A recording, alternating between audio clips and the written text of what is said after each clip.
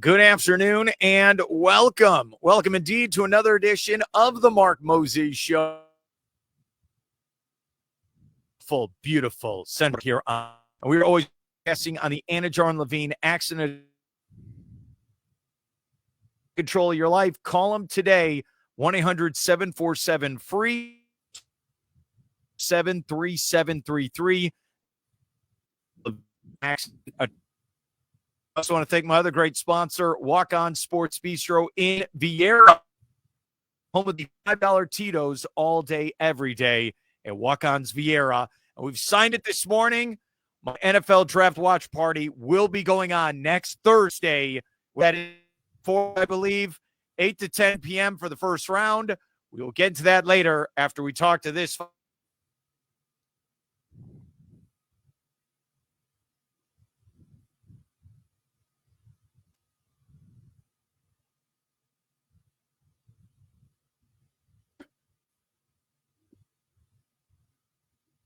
Did I lose? Yeah, the internet's getting a little spotty on you there, Chief. Oh, I apologize. Can you hear me now? Do you got me? I got you. Okay, yeah. I heard you talking about the $5 Tito's. I don't know if somebody on the internet got excited to hear you and all that, just, with what you got going on with your draft party upcoming. But, hey, I'm sure you're going to throw props to the Magic. They did you a favor, took care of Atlanta so that their schedule for the actual playoffs won't conflict with your draft party. So there you go. You know what's funny about that? That happened last year, I believe. I think that did happen. So I am there, walk-ons, and we're going over the NFL draft where there were 6 quarterbacks taken, and I think there was a Magic game. It might have been game 3. I think that's what the Magic won the game. That's funny you remember that, Kyle. You're the man. I like it. I do a few things here. I put my fans first, so to speak. Oh, he does. All right. It says Kyle Nash. And then have your X feed on there on the screen. Then student of the game. But then you're also for Black and Gold Banneret, Fans First Sports Network. Am I missing any outlet that you also work on? I mean, there's always the Duval Dive podcast you could throw out there if you want. That gets the NFL draft. I believe 120 points last night, dominating the Atlanta. That's right. They dominated the first, second, and fourth quarter in this basketball game. That's what it felt like. Hey, what happened last night at the Kia Center as you were covering that game? I mean, listen, the big thing for me, there's 2 things that jumped out immediately. One, when you're holding Trae Young to 0 points in the opening quarter, you're having a fast start. Now, Trae Young did Trae Young things and went from 0 to 22 in 24 minutes because he put up a 10 and 12-minute quarter following that to finish with 28 before his ejection. Apparently, the defense was strong enough to get in his head a little bit, and he said after the game he was concerned about the health of his teammates, already having seen 2 players get hurt playing against the Magic. So there's all of that drama if you were wondering what happened there. But the other big thing, if I said to you, Mark Moses, that Paolo Banchero and Franz Wagner were going to combine for 30 points, you would say that's bad. Then I would tell you, but they win the game, and you would ask me who my pharmacist was because I'm on some sort of drugs at that point. So, yeah, that's a whole thing. That's kind of what took place there with that point. But the reason why they were... Dude, I'll just tell you this right now. I'll tell you this right now. I'm not kidding around. When I tweeted, or X, whatever the hell it's called, I said right before tip-off, and I've watched all 82 games. Paulo and Franz need to win Magic to get this win. Yeah. Well, as somebody who wrote that they need 35 points to score more threes than the other team and to get 2 contributors in double digits back on the Fans First Sports Network we'll call it 6 weeks ago. Bing! That's something that I, too, was very surprised about. But 57 points off the benchmark, Moses, was something I never accounted for in my assessment of anything the Magic would do. You're absolutely right. I mean, it was... Again, I'm going to say this one more time. We're here with Kyle Nash. Kyle's been to the all season long. He's seen this whole team, ups and downs and injuries. that guard play is something we've been concerned about all season from the standpoint of Cole Anthony and the injuries to Jalen Suggs. And then you're like, who's this Joseph guy? Like, what is this exactly? And then all of a sudden, I think, and I want your take, I think being on national TV and after all the heat they've gotten, all those guys, Anthony Black, they finally, for the first time all season, they all stepped up and played well in this game. Did you feel that way last night from those guards? It was a bit of that and more. It's ironic because you're making the point you're making about the guards stepping up, and Cole Anthony, for one, has been hurt lately here in March, so he's missed significant time. Meanwhile, here's Kentavious Caldwell-Pope, and his KCP has, I think it was 8 double-digit games in March, and has, I think, 3 double-digit games in April. 3 of the first 4 games played in April, he had double digits. He left the the Celtics game last Wednesday early because he left knee soreness, I think was the official thing. But then he comes out tonight last night and absolutely laid an egg, going 1 for 7 from 3. Was not a great night there. So the guards did have room to improve, but Joseph did his job. Cole Anthony leading the team with 26 points was not on the bingo card. Your second highest scorer in Wendell Carter Jr. with another guy. Yeah, another guy. Amazing. I'll tell you, I can't believe I'm going to say this, and I think today is Wendell Carter Jr.'s birthday. By the way, I see these updates. It's funny to think he's only 26 years old. Mm-hmm. You think he's been in the league for 15 years? No, he hasn't. He's still a young guy. I think he played the game of his life. I think his best game as a Magic basketball player. So again, going into the game, Kali was there.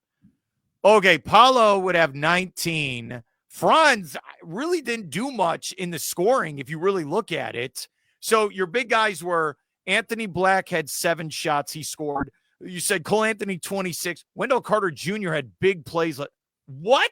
What are you talking? If you're Quinn Snyder, wait, why are we losing this game? Like, what is this? What was the energy like then in that building last night? Yeah, I mean, it got pretty electric, and there were a few times where the officials did some questionable stuff, and that's really when the crowd got behind him. And I talked to Quinn Snyder after the game, Mark, and asked him some of these questions about what the problems were, and he felt like it was kind of like last Tuesday's game. He wanted to see more aggression. He wanted to see more shooting, but when you got Mohamed Gay out there trying to cover Paolo Banchero as a younger player, they're still trying to work Dyson into the rotation as a new acquisition.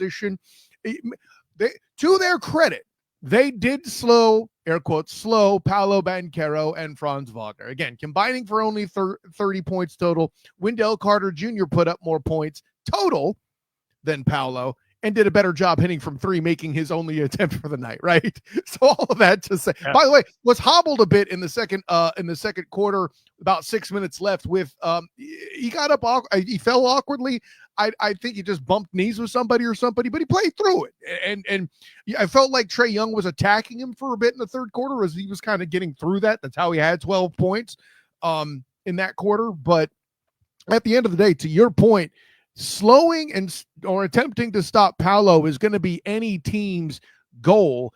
But what you do to stop role players in postseason play is what makes or breaks games, right? Now, granted, let's not think all this directly translate to the Celtics, but from Quinn Snyder's perspective, he acknowledges he wants to see more shooting, he wants to see more aggression on offense, and that really didn't happen. And what I found interesting, Mark, is in that opening quarter where Trae Young didn't score, he was surprised at how the Magic didn't blitz him right off the bat. They were waiting for him to dish the ball off rather than take it to the hole immediately, and was relying on the team's defense and size to slow Trae down in that particular instance. Think of it as a quarterback being thrown into a prevent defense, and kind of the longer the play goes, the more nervous he gets. He eventually adapted, but it was very interesting to hear Trae Young saying, I was surprised they didn't come at me as hard as I thought they would to open the game.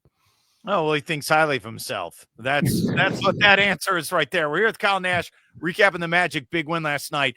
First ever appearance in the play-in tournament on TV, so you didn't see this. TNT was hammering. It feels like the Hawks are in this thing every year where they're in the play-in tournament. I don't know if that's a compliment or It's not good. I was amazed by how well they played. And I know I keep hammering this. They came out and played like a basketball team. That's the team. And I get it. It's one game. You can't look at it that way because moving forward, it's a 7-game series. But that game last night, was that what you've been wanting to see from the Magic all season long? Mostly from certain players for certain. And let me blow your mind with another stat, right? You're talking about team basketball, 17 assists in the first half. That tells you they're moving the basketball a lot, and that's proof of your team effort. Not to mention the defense was pretty fantastic. These are both teams that rely on getting turnovers, converting off of turnovers, and point blank, Atlanta turned the ball over more. I'm not even looking at the stat book to say that. I could just tell you that watching the game, and by extension, certainly got more points off of them as well. You talk about those 17 assists. I think Paolo had 5 of them in the first quarter. Paolo, he only had 7 points in the first quarter overall, and Wendell Carter Jr. had 10 in the second, 9 points in the second. You're still in shock. What time did you get home last night from this? I got home at like 1 something, but to your point, I needed another hour to wind down. I had a brew or two at home so I could get to bed and take my kids to school the next day. Okay, so you post game, they blow out the Hawks. Was your job to go cover? You were saying this. Did you have to go cover the Hawks press conference? Was that? I did. Plan? Yes. I start there and then I jump over to the Magic side. Yes. Okay, so I want to ask this: what did Trae Young say when he got the 2 technicals in a row and got kicked out of the game? What was his thought process? The way he had, let's just say the way he had portrayed it is he was taking his frustrations out on the officials to kind of protect his teammates. He felt like they were allowing the Magic to get away with a little too much physicality. In his words, he didn't want to call it dirty play, but they were doing things that stop being basketball, essentially. I'm paraphrasing, but that's kind of what he felt like was happening. And you'll notice when the game was well out of hand was really when he started acting out. I'm not defending him, but I'm kind of throwing his explanation to it and letting him speak for himself here where he can't as much as possible. So but that's his testimony, so to speak. We're here at the Kyle Nash. Sorry if I cut you off there. I apologize. You're good. They showed a replay. So again, TNT did a good job. They showed a replay of a drive from Trae Young right before he got kicked out. And Anthony Black is all over him and kind of gives him the little shoulder push into the basket, into like the actual pull of the basket. And I don't think Young liked that. He didn't. But I'm sorry. Look, I have to have an opinion. The optics, he came off like a punk. Be a professional. You can yell at the referees, but you knew he made this great drive, scored the layup, then threw the ball as hard as he could at the referee. Yeah. Ref didn't like it. Then what's he do? I want your perspective being in the arena. Then he starts like kicking the ball. He wanted a quick shower. What was it like, buddy, there in the arena? I mean, I'll put it this way. It's one thing if you're going to pull that in your house, but to do it on the road, of course, the crowd didn't care for it all that much. And at that point, to your point, he did get an early shower out of it in a game which was essentially out of hand anyway. Let's not get past that at all. It's one thing when you're making a statement to the official, because this is another thing that you're going to have to deal with on Friday. You are sitting across from humans, so to speak, or you're dealing with humans, because NBA officials, despite the villainy they face or are alleged to dish out, right? Yeah. You still got to deal with them. And then come Friday, how many people are going to have this outburst in their head? It's not a great thing to do, but I also understand that those little extracurriculars like getting shoved into the basket, like some of the hard fouls that come up when you play the Magic in games like this. The Hawks and the Bulls, I can make an argument, are among the more, lacking a better word, violent, not just physical, but like big hit kind of games that are out there, even more so than a Tom Thibodeau coached New York Knicks team when they're in town. Not to say that those games are soft, right? But I felt like the nights I was sitting there at the Kia Center when the Bulls or the Hawks were in town were the games that felt like there was a little extra fire, a little extra heat, a little more chippiness going on. And having played the Hawks so much in these, I was about to say month, but let's say, what is it, 3 times in the past over 8 days? They're kind of over each other, man. And when the stakes are this high, this is what happens sometimes. It's a great point. We're here with Kyle Nash. It's kind of like they're in a playoff series with what you're saying. They played so many times over a week or so. And for seeding, right? The Magic have technically been in playoff mode since what? The beginning of March, right? You know. Absolutely. You are absolutely right. And we're here with Kyle Nash talking Orlando Magic basketball. You go to the press conference. How happy was Coach Mosley where everything was clicking last night? You know, give credit to Mose. Highs, don't let the highs get too high and let the lows get too low, right? That's the tagline he drops right out of the textbook. But I did feel elation, you know, from him and a little bit of pride. Like, this is that breath that, you know what, this team might be enough for games like this one, right? And while I get it, and I wrote as much in my article on Fans First Sports Network.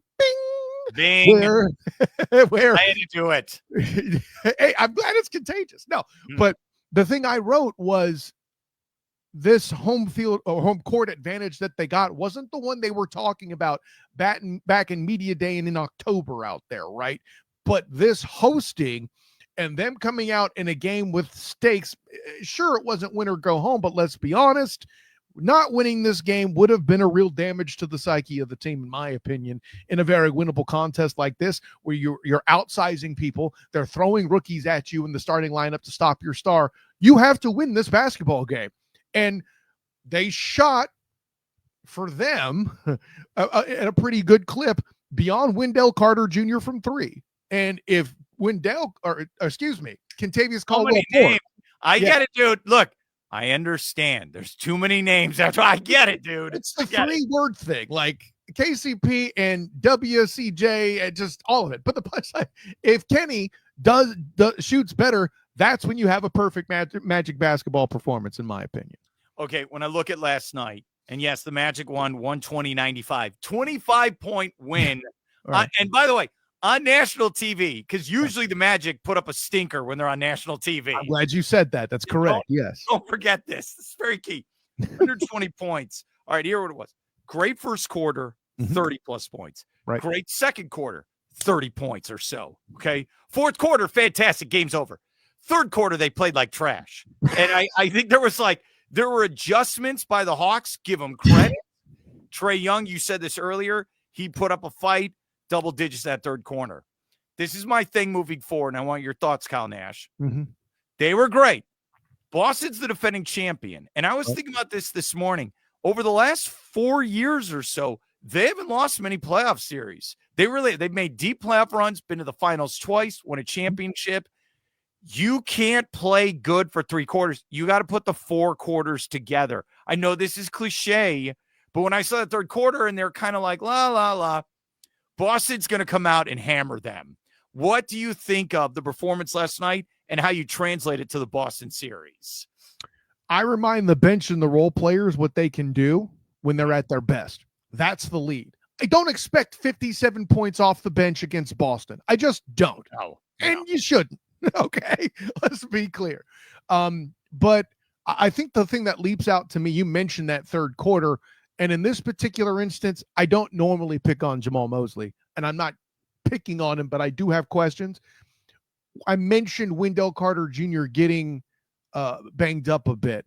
Yeah. And in over about a quarter of play, 5 minutes left in quarter 2, up until about 7.5 left in quarter 3, Wendell went from having 1 foul and being absolutely electric, by the way, scoring 9 points in 5 minutes of play in the second quarter, to with 1 foul, then going suddenly in that span of time, of game time, he wasn't even on the floor for all of it, having 4 fouls, and Trae Young driving to the hoop at a regular clip. I wondered why Jonathan Isaac, especially with him feeling a little bit of heat, wasn't called upon sooner. I get it for the next minute and a half or so. Maybe you see if Dell could get through it. In that space, he picked up 2 fouls, got drove on twice by Trae Young and the Hawks. I would have had J.I.N. sooner to, let him get off the knee a little bit, get right, and then maybe put him back out for the third. I don't know. Again, I am not one to be bold enough to criticize Jamal Mosley, but I have that question. No, it's okay, because it's what I brought up is, okay, the Hawks, look, they're a below 500 team. Who we kidding here? The Magic are a 500 team going to the playoffs. Boston is loaded. Yeah. And they will capitalize on your deficiencies out there. On any weakness. On any weakness. And you bring up that problem. Is that one of those where, like, man, I wish Mo Wagner was out there to give me 15 minutes or so? Is that what you're missing? Man, that just that game, son, I've been talking about it all year. We don't hear enough about Mo Wagner, and it's really not anybody's fault, because how often do you have your three stars combining for fewer than 100 minutes in an NBA season on the floor? I get it.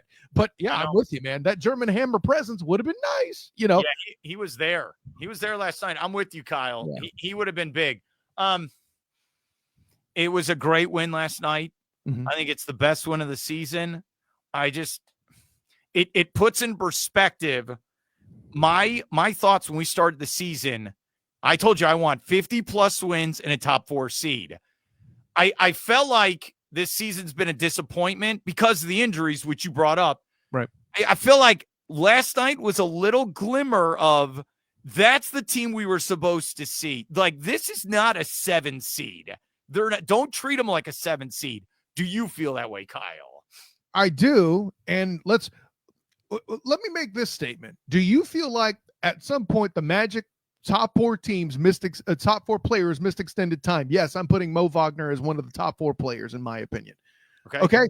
They still hit that floor last night. Missing 2 of them was Suggs and Mo. Yes. And they're still not a 7 seed. This was why you got the expectations you did back in October. I think this is double-edged. A, it shows the Magic, wow, we are awesome. And B, man, what could have been? That's the tough part, you know? Yes, that's a great way of looking at it. The thing that they exploited last night with Atlanta, the Magic are big. Correct. This is what the front office, that they put this Frankenstein monster together of like you know what I really thought about this, where look, everyone is like it feels like everyone's 6'10". Mm-hmm. Cole Anthony is like about 6'2", 6'3". Jalen Suggs. Everyone else is a giant on this team. Yeah. Everyone. And if you're, and I'm driving to work, I'm thinking about this, like, if you're Trae Young or John Morant, you are an amazing athlete. And the fact that you're in the NBA is incredible for how small you are. Correct. And I thought about like Isaiah Thomas from the 80s and 90s. He couldn't cut it today. No way. Now whenever Anthony Black, you've interviewed Anthony Black. He's 6'7", and he's coming at you. The Magic are one of the biggest teams in the NBA, and I think it's going to help them in the series against Boston. Do you like the height of this basketball team? Oh, it's essential to the success, much like you put it. I mean, the passing lanes are gobbled up in a special way. Like, the only team I've seen do anything close to what the Magic do were the Clippers here in town when they held the Magic below 90. Okay, so that might be the next closest example I could come up with. But, yeah, the smothering defense is a thing, and they are still as long as they are. Again, Jalen Suggs missing is what stops this defense from being even greater because of the perimeter presence. Taking nothing from Cole Anthony's energy, of course, and what Corey Joseph's done to come in and fill the role distributing the basketball can't be denied. But defensively, Jalen Suggs, you miss him. Clearly. You're missing him. I know. I saw him at the I saw him personally. No, he was at the WNBA draft. Mm-hmm. I think like he's helping his girlfriend allegedly. I'm like, you know what, dude? I'm very happy for you. I need you in that Magic uniform. We need you against the Boston Celtics. I know he's done for the year, but man, you're absolutely right, dude. It's a woulda, coulda, shoulda. If he's out there with that defense, then who knows what this team can do. But this is what they're getting. They're getting the Boston Celtics. They are. Are you just taking Boston, though? You could be honest with me, because I am. I think Boston's going to win this series. How about you? Of course you're going to take Boston, sure. I would be very happy if once I conclude covering the Magic at the Kia Center for Fans First Sports Network, bing, that I'm not witnessing the elimination. I think If the Magic achieve the gentleman's 5, I'll be happy with that. I know, but Kyle, they've beaten the Celtics twice. Both of those lineups were incomplete. I'm not just talking about last Wednesday where they started the subs and poor Joe Mazzulla's getting all these different questions after the game about, well, what do you do with this and what can you learn with that? I felt bad for him. He arrived there in Orlando at 4 a.m. You know, there's a whole thing. But I'm talking about when it was still 2024 and Boston came to the Kia Center the first time and the Magic won missing assets. But they weren't the only ones missing assets, Mark Moses. Tatum was not playing that night. Now, when they go to to Boston and they get blasted when they have the full lineup, that's probably closer to life. But yeah, they haven't faced, air quotes, a full Magic team, nor have the Magic in the Kia Center done the same for the Celtics. And that's going to be what makes it all interesting. I'm a fan. You're very excited after the win. You should be. I was excited after the win last night. Mm-hmm. Boston's going to be ready. They're hosting most of this year. They're going to get ready for that one. And look, I know it's cliche. Just get the split. That's how I look at it. Steal game 1 or steal game 2 and get back to the Kia Center. And when would it be the playoff game? Is that next Friday? Like 10 days from now? It's something like that. Yeah, the games that come back to Orlando are next Friday and next Sunday. Yeah, that's what it is. Did you steal one of the shirts last night? Play the music or play the song? Did you steal it? Not only did I take my properly issued shirt from my seat, whoever it was that was supposed to show up last night didn't, and you bet I stole the entire hell out of that one. So you have my shirt. That's what you're saying, huh?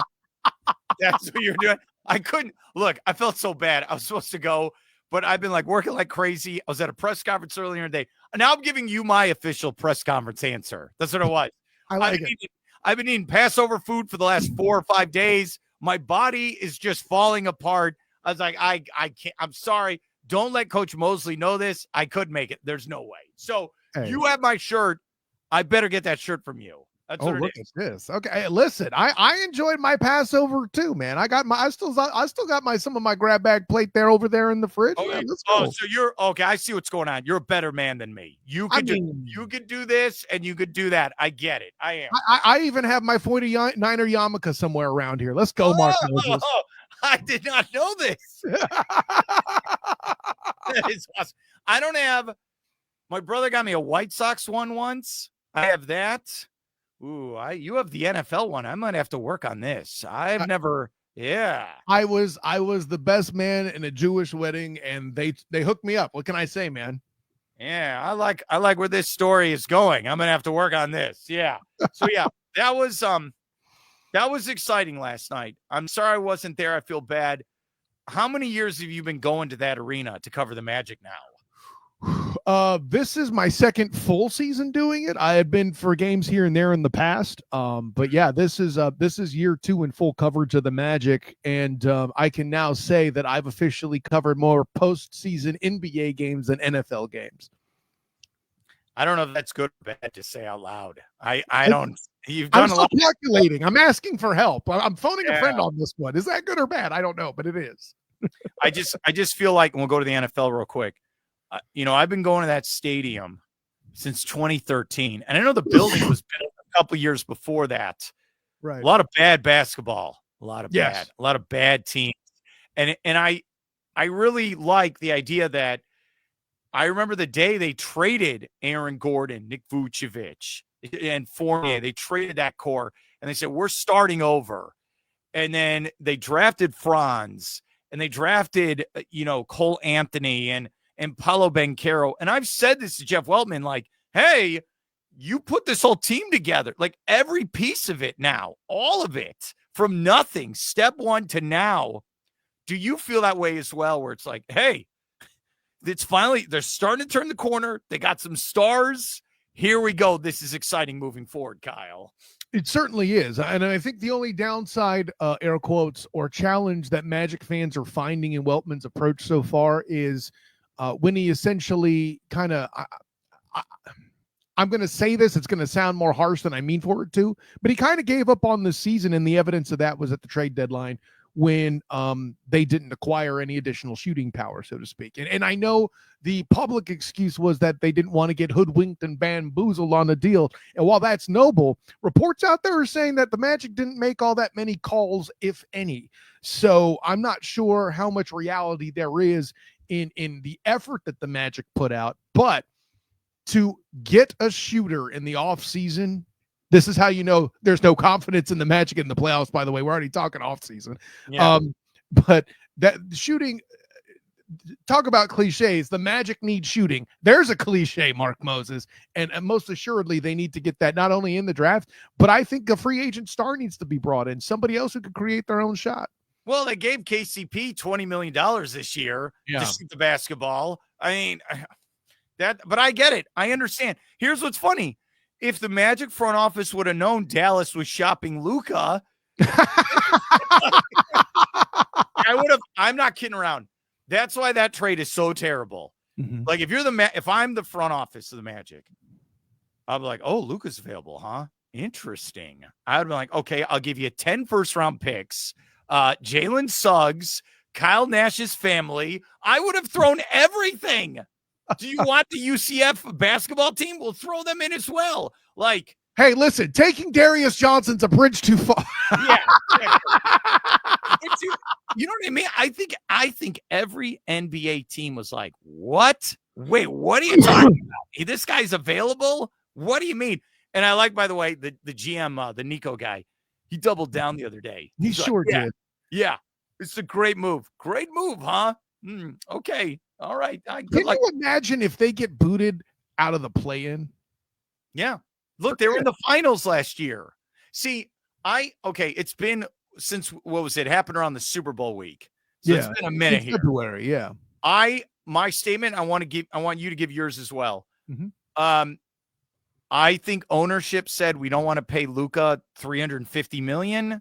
You got to get rid of them. We don't want to pay, like, because they're out of their minds. I don't blame the GM for the trade. I think that was on ownership. I think the blame on the GM is what he got back in the trade. The haul. Yeah, I agree. The haul is insane. You should have gotten 10 draft picks for like what is it? Oklahoma City still has 50 picks from trades they did 5 years ago for Paul George. How did the Maverick? What are you talking about? That I don't get, Kyle. What are your thoughts? No, I think, listen, I don't have a whole lot to add because you Tim the two-man tailored that with just to say you nailed it. I just absolutely can't add much more than if you're a Magic fan and they came out and said Franz and Suggs for Luka, you don't say no. Oh, and we love those guys. We love those guys. But I gotta have Paolo and Luka together. All right, this is like a Batman Superman conversation where it's all this fantasy talk. We're here with Kyle Nash. Does a great job covering sports here in Central Florida, and he's joining me here in the Anidjar and Levine Accident Attorney Studios. Take back control of your life. Call him today, 1-800-747-FREE. That's 1-800-747-3733. Also, want to thank Walk On Sports Bistreaux. We are going to be there for the NFL Draft next Thursday night.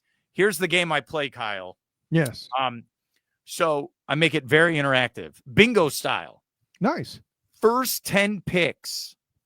Everyone at the restaurant, whoever gets the most right out of the top 10, you win my grand prize. And we've given away like $200 gift cards. We've given away Super Bowl coins. So and people are like, oh, well, what if a guy gets traded where he was drafted third, but he goes 7? No. Where was he drafted originally? So I go, so last year we had, Kyle, how many quarterbacks? Did we have 4? We had in the top 10. Well, in the top 10, it was like 4, yeah. 4. Because Penix Jr. That's a lot, yeah. Yeah. Penix Jr. went 8, and that was like shocking. Okay. You cover the Jaguars for your Duval dive. I do. They have the 5th pick. I'll start with this. Are they staying with the 5th pick, or do you think they trade up or trade down? What's your gut telling you? You know, and I just reacted to this on an episode of the Duval Dive yesterday, powered by Fans First Sports Network. It depends on who's there. And James, listen, the new GM, James Gladstone, who, by the way, looks like he could be a child of one of ours. He's so young looking. I'd card this Humpy Bumpy if he walked into my bar back in the day when I was a doorman, okay? Mm-hmm. But he said, why aren't you doing stand-up? Where is it? Come on. I know you're ready for this. You're ready. You want to do it. Once my younger son is a little older and I can handle late nights a little bit better, we'll talk about it. How about that? But the punchline being, he has said at that availability that it is fluid and it depends on who's on the board. And me and Travis D. Holmes, Big Cat Country, my co-host of the Duval Dive, has said the same. If Travis Hunter's on the board, cock it and pull it, bring it in, pull the trigger. It's on. When we start talking Mason Graham, I'm trading back. I'm thinking maybe we can get, I don't know, a Cincinnati Bengals maybe to come in and trade up from 17 to come in and get their defensive tackle and do something about that defensive line. Because other than Trey, they ain't got a whole lot beyond Trey Hendrickson, so there's that. But if it's anybody not named, which Abdul Carter won't be there, but I'm just doing it as a formality. Anybody not named Abdul Carter or Travis Hunter, hit that line, see if you can get a trade. For me, Mimbu out of Missouri, the huge lineman, should be the pick at 5. I just don't see that happening. I've been proven wrong before in a positive way. Yeah. But yeah, and even if they get Will Campbell, should Mike Vrabel pass on him in New England, I would be happy with that. It's not that I dislike Mason Graham. I know they need a defensive tackle, but that class is so deep. You can get one in the later rounds. Goodness knows on the Duval Dive mock drafts. By the way, Tony Wiggins of Locked On Jaguars will be on tonight on the Duval Dive doing a mock. I can't keep up with all these plugs. I can't. Okay? And I know you could take that clip out of context and use it against me. I understand. I get how humor works. I didn't say it. Okay, I did. Right here on the Mark Moses Show podcast. So, okay, this draft reminds me of when they took Trayvon Walker at number 1, from the standpoint of it doesn't have a lot of sex appeal. It doesn't have a lot of sizzle. And if there were quarterbacks in that draft, the Jaguars would have traded out of the first pick, gotten a haul. But they didn't. They had to take someone, so they took Walker. This one feels like, all right, Tennessee's got the first pick. They're terrible at quarterback. They kind of like Cam Ward. I don't think they're going to be – it's not like, oh, man, I can't wait till we run up there and we're already selling the jerseys of Cam Ward. But I think that's what you're going to take. Yeah. And then, I said this yesterday. I will say it to you. I think the Browns, they got Joe Flacco, who's still playing, by the way, who might be as old as you and me. Still an upgrade over what they have. I think Joe Flacco's their opening day starter. They'll say to their fans, it's a weak draft class. All right, we're going to put that Penn State edge rusher with Myles Garrett, Abdul Carter and Garrett together. 1-2 punch. We're going to have Joe Flacco, and they're going to sell that. Then I think the Giants, I think they're going to do the same thing. They're going to tell their fans, weak quarterback class. We're taking the best player who has star appeal. We're going to take Travis Hunter at number 3. And then I think it's going to be boring after that. I think lineman, edge rusher, line. And that's okay. Like your Jaguars you talked about. Get help for Trevor Lawrence. Protect him. Whatever. Make sure Lawrence is the guy moving forward and get him protection. And I'm okay. Look, if they go boring lineman, no problem. I'll give him an A+. How about you? So let me tell you how spot on you are exactly, Mark Moses. You're quoting 2 people directly on 2 different topics. One, the use of the term boring draft has already been used by my co-host Travis D. Holmes. So there's that. And you mentioned protecting Trevor Lawrence and making him the focal point. Well, I don't know if you were around, call it 2 months ago, but there's a very famous guy now, at least famous in Duval, for making a similar statement. And that's head coach Liam Cohen. He's bought in to Trevor Lawrence and him being that focal point and protecting him and all of that. Sure, they've already brought in 4 offensive linemen, but I don't think anybody's job is safe on that offensive line except maybe left guard Ezra Cleveland, and I'm not convinced he's unreplaceable, right? For me, the shortest line of improvement for that defense is to get a defensive tackle that can get some pass rush, that can maybe do a bit more for run stoppage. Because as much as people boo the first overall pick, Trayvon Walker, that day, he's darn sure one of, if not the best option up front. And yes, I'm comparing him to Josh Hines Allen in a lot of ways too. So the ends are accounted for, but you don't get enough push, then you got to concentrate on the middle. And one guy can fix that. Where if you're trying to fix the secondary, you need multiple guys. Yeah, I know they got a couple in free agency, and Travis Hunter would be awesome. I don't think he makes it to 5, but he does. You push the button. I already said that. So we're here with Kyle Nash. This is the rule I do. If we have a top 10 pick, it's offensive line, defensive line, or quarterback. And if we need a quarterback will trump any other pick. Like that's how O-line, D-line. When I look at the Philadelphia Eagles, look, they have all these weapons on offense, but it starts with the tush push. They hammer people up front. You've got to build. And I know it's so, I sound like my dad. It's just cliche. You build in the trenches, you run the ball, you stop the run. What it's is old school. Inside out, right? You don't want to know who else subscribes to that cliche? How about Nick Sirianni when I asked him about it in Phoenix in the Super Bowl that he lost to the Chiefs? So, hey, you're in good company, Mark Moses. Yeah, you've got it's up front. It's ugly. All right, I'll ask you this. So my Bears are at 10. I think it's still offensive line. I know everyone thinks they're going to take the Penn State tight end, and it feels like it's another luxury pick. Help Caleb Williams. I know you got 3 offensive linemen in free agency. I don't care. Get 50 of them if you have to. You know what I mean? And considering your group's recent history, I'm not mad at it. I will, however, because we learn the rules so we know when best to break them, Mark Moses. And here's what I'll say about that. If the tackle you like, be it Membu or the LSU kid, whoever it is, Will Campbell, right? Whoever it is off the board. I am okay with your Bears taking Ashton Genty.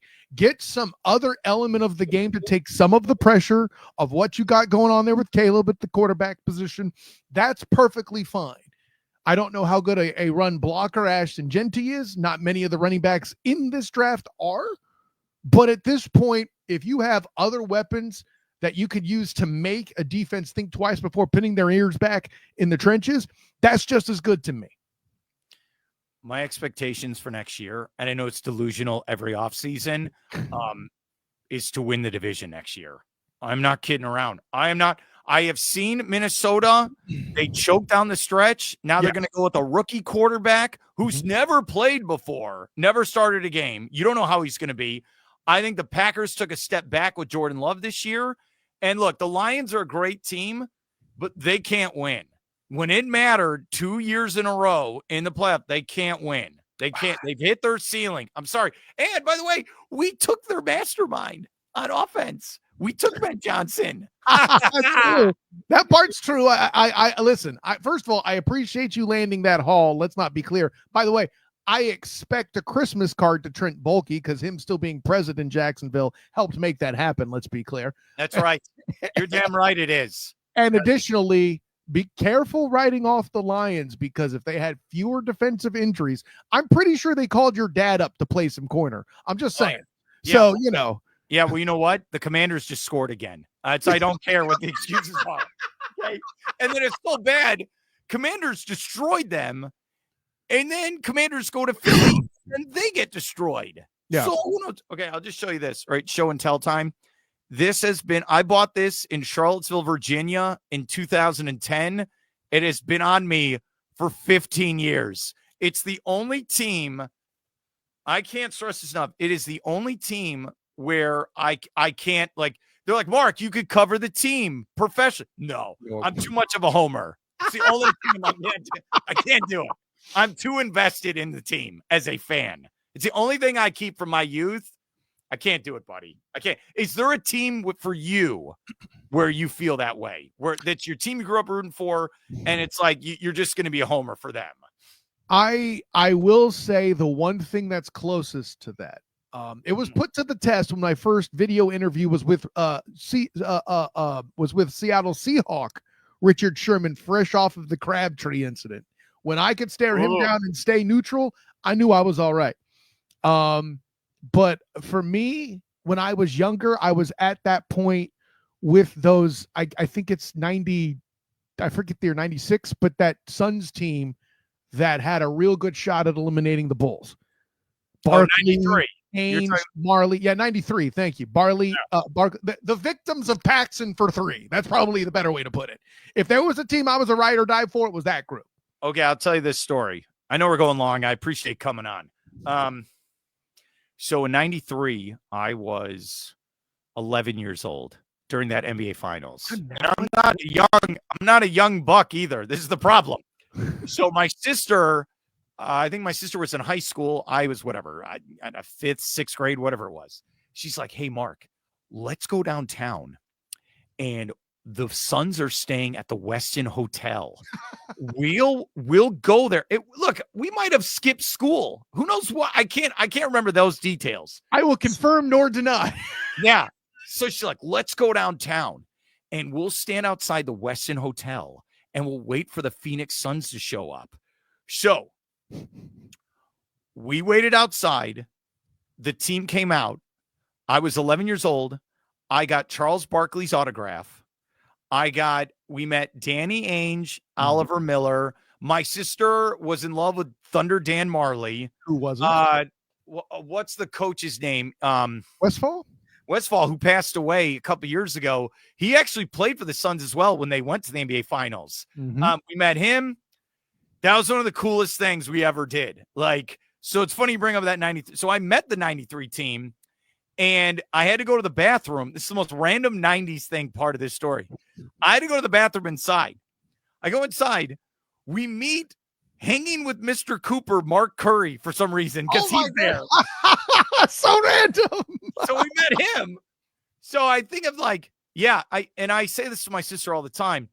We had the most unique upbringing where I know everyone around the world knows Michael Jordan, but he actually played for our hometown team. That was our guy.